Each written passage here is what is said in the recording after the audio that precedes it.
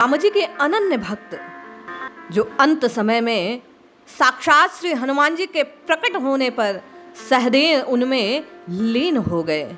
श्री राम नाम मंत्र को श्री रामानंदाचार्य से प्राप्त कर जीवन पर्यंत इसी राम मंत्र का जप करते रहे। भक्तमाल की अद्भुत कथा, श्री सुखानंद स्वामी का अद्भुत चरित्र, ये पावन चरित्र सुनने वाले को भक्ति का दान देता है, अभय प्रदान करता है। इस कथा को सुनने से साधकों के हृदय में श्री राम जी के चरणों में अनन्य प्रेम की प्राप्ति होती है और संसार में मृत्यु के भय से रक्षा और त्राण मिलता है। श्री नाभादास जी भक्तमाल में श्री सुखानंद जी के चरित्र का पावन वर्णन करते हुए लिखते हैं। सुख सागर की छाप राग गोरी रुचि न्यारी, पद रचना गुरु मंत्र मनो आगम अनुहारी। निस दिन प्रेम प्रवाह द्रवत भूदर जो निर्झर, हरिगुण कथा अगाध भाल राजत लीला भर। संत कंज पोषण विमल अति पीयूष सरसी सरस, भक्ति दान भय हरण भुज सुखानंद पारस परस। श्री सुखानंद जी की भुजा हम आश्रितों को भक्ति का दान देने वाली, संसार के भय का हरण करने वाली, लोहवत विमुख दुष्ट जनों को भी भगवान की भक्ति में लगाने वाली है। स्वामी जी अपने पदों में सुख सागर की छाप लगाते थे। राग गोरी में विलक्षण इनकी रुचि थी, इसी में भगवान के निमित्त पदों की रचना किया करते थे। इनके द्वारा रचे गए पद मानो गुरु मंत्र के तुल्य थे। शास्त्र सम्मत बातें इसमें लिखी होती थी। जो कोई निरंतर हृदय में प्रेम प्रवाह उमड़ते हुए इन पदों का श्रवण करता, अश्रुपात होने लगता, जैसे पहाड़ों से झरने बह रहे हों। उनके हृदय में भगवान की महिमा के पद का गान करते हुए, रचना करते हुए निरंतर श्री राम जी के चरणों का अनुराग प्रवाहित होता था। भगवान के अनंत गुण, कथा और लीलाओं से परिपूर्ण इनका उन्मत्त ललाट अद्भुत सुशोभित होता था। ये संत समुदाय रूपी कमलवन का पोषण करने वाले सूर्य और अत्यंत निर्मल सहस अमृत के सरोवर के समान थे। इनके जीवन चरित्र का वर्णन करते हुए भक्तमाल में कहा गया कि श्री सुखानंद जी का जन्म उज्जैन के समीप किरीटपुर नामक स्थान पर जानकी नवमी के दिन हुआ। इनके पिता का नाम श्री त्रिपुरारी भट्ट और माता का नाम श्री गोरावरी बाई था।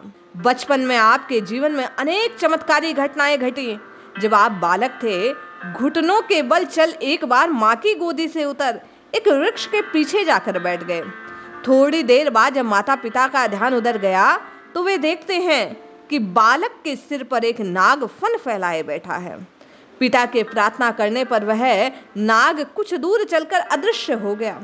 जब आप पढ़ने को विद्यालय जाने लगे तो हर विद्या कुछ ही समय में आप हस्तगत कर लेते थे। श्रुति शास्त्रों का सम्यक ज्ञान प्राप्त किया, गुरु विद्या से अक्षर ज्ञान किया। एक दिन आपने गुरुदेव से कहा कि गुरुदेव, अक्षर ज्ञान कराइए, उस अक्षर का ज्ञान दीजिए जो अक्षरातीत भगवान की प्राप्ति कराने वाला है।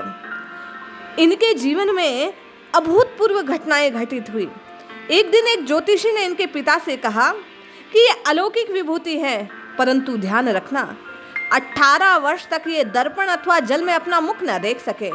अपना प्रतिबिंब देखते ही ये विरक्त हो जाएंगे। ज्योतिषी की चेतावनी सुनकर माता पिता विशेष ध्यान रखते कि बालक सुखानंद अपना मुख ना देखे।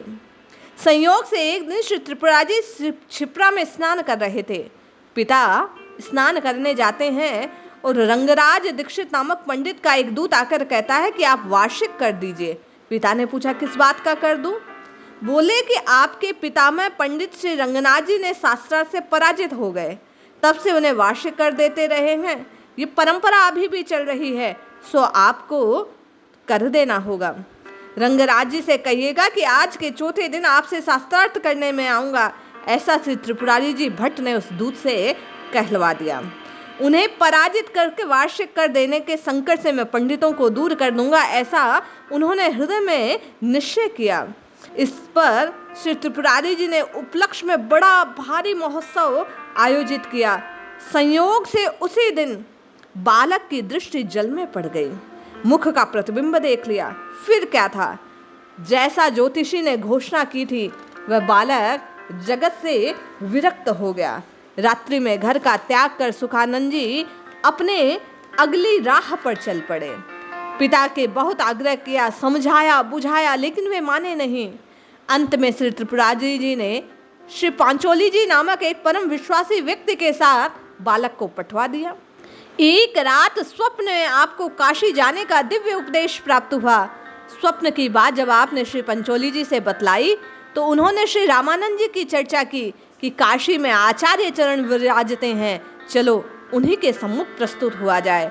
मन में श्री स्वामी जी के दर्शन को आकुल व्याकुल सुखानंद काशी जाने के लिए चल पड़े। मार्ग में श्री सुखानंद को श्री राम भारती नामक एक सन्यासी मिले जो योग के प्रकांड विद्वान रहे।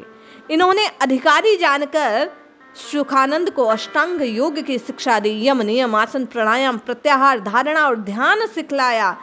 अल्पकाल में समस्त योगिक क्रियाएं श्री सुखानंद जी ने श्री राम भारती जी से जान ली। कुछ दिनों बाद श्री राम भारती जी के साथ श्री स्वामी रामानंदाचार्य के आश्रम पे पहुंचे।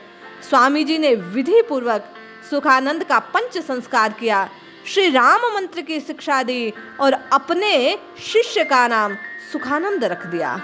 आप कुछ काल तक काशी में रहकर आचार्य चरण अर्थात श्री रामानंदाचार्य की सेवा करते रहे। फिर गुरु आदेश को प्राप्त कर श्री सुखानंद चित्रकूट में रामसैया नामक स्थान पर रहकर भजन ध्यान करने लगे। कहते हैं जब श्री सुखानंद जी ने भगवत धाम जाने का समय हुआ तो स्वयं हनुमान जी इनके सामने प्रकट हो गए, इनकी राम नाम की निष्ठा के कारण।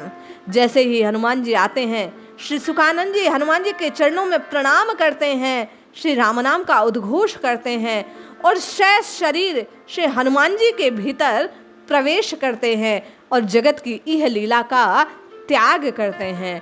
ऐसे अद्भुत भक्त हैं श्री सुखानंद जी, जो श्री राम नाम की रचना कर राम भक्त हनुमान जी में लीन हो गए।